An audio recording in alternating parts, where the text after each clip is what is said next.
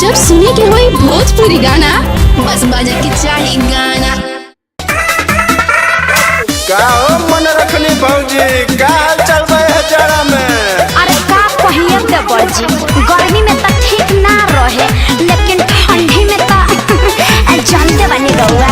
हाँ तो खूब घी पिया तारू ना भैया के कोरा में कम्बल ओढ़ के। अरे तो का करी जाड़ा के दिन बा। हाँ तो चापल धर के तोहरे नुराज बा। बड़ी भागे आइल बा जाड़ा के दिन, आ चालू होइल भवाला मशीन।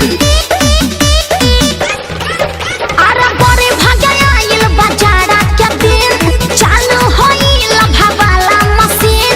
सापो के जड़ से लपटल रहे। अरे सरदी में सोया हमर सटल रहे। सरदी में सोया सटल रहे। आ गर्मी में भर दिन हटल रहे।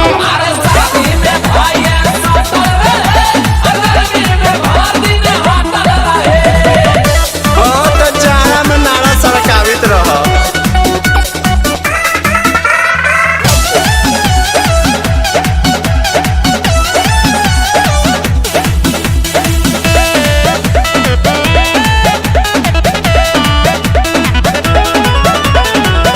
अब ते ही ठंडा घर में फुआरा बिछावेला।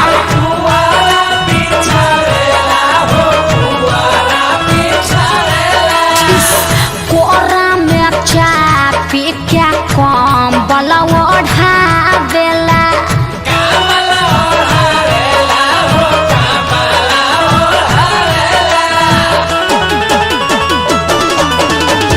अब ते ही ठंडा घर में पुआरा बिछावेला।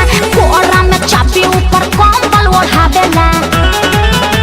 ए नरजी नवा करा हटल रहे। अरे सरदी में सोया अरे सटल रहे। सरदी में सोया सटल रहे। आ गर्मी में भर दिन हटल रहे।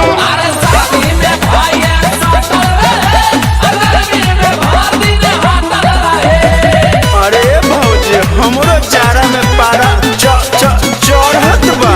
कहाँ जाई रे?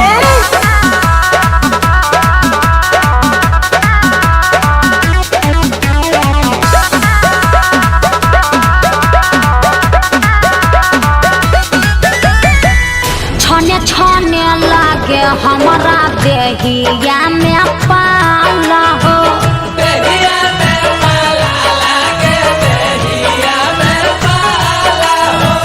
गोड़वा में गोड़ जब अर्जुन हमारा छुआला हो।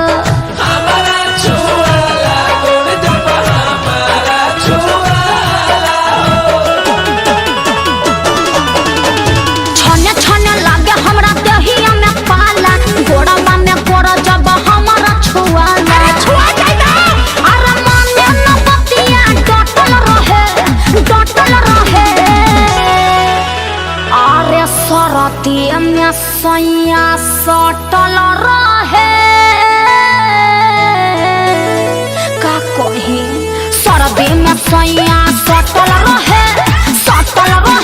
आ गर्मी में भर दिन हटल रहे।